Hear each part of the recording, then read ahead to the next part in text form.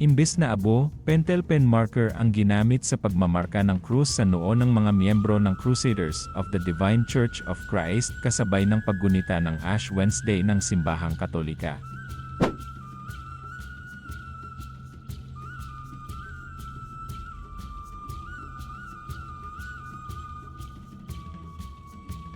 Agad itong naging usap-usapan online, may nagulat, may napangiti, at may napatanong, bakit marker?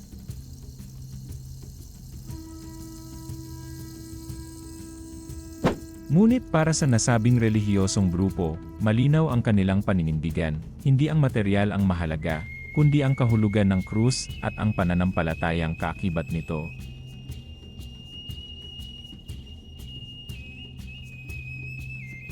Habang ang mga Katoliko ay gumagamit ng abo bilang simbolo ng pagsisisi, pagninilay, at pagbabalik loob, pinili ng grupong ito ang tinta bilang tanda ng kanilang debosyon.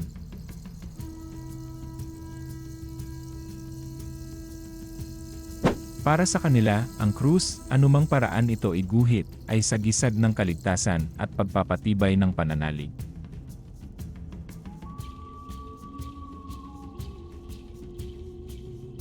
Dahil sa kakaibang paraan ng ritual, bumuhos ang reaksyon ng mga netizen. May ilan ang nagtanong kung ano ang tawag dito, at may mga pabirong nagsabing Ink Wednesday.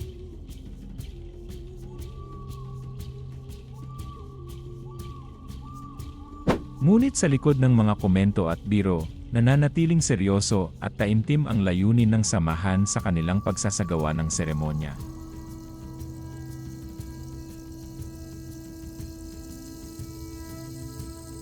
Ang Crusaders of the Divine Church of Christ ay hindi bahagi ng simbahang Romano-Katolika at may sarili silang doktrina at tradisyon.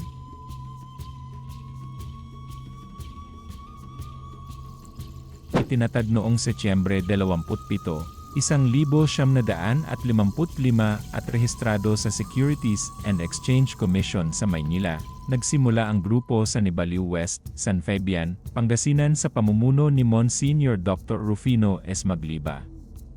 Kinikilala siya ng kanilang mga miyembro bilang manifestation of the Holy Spirit at Second Comforter sa huling panahon. Ang kanilang misyon ay mahalin ang Diyos at kapwa, mamuhay ng banal, at sumamba ng may kagalakan.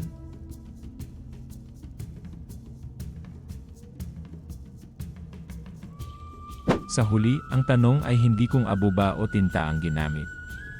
Ang tunay na hamon ay kung ang krus ba na ating inilalagay sa ating noo ay naipapakita rin sa ating mga gawa. Sapagkat ang pananampalataya ay hindi nasusukat sa uri ng marka, kundi sa lalim ng paninindigan at sa paraan ng pamumuhay araw-araw.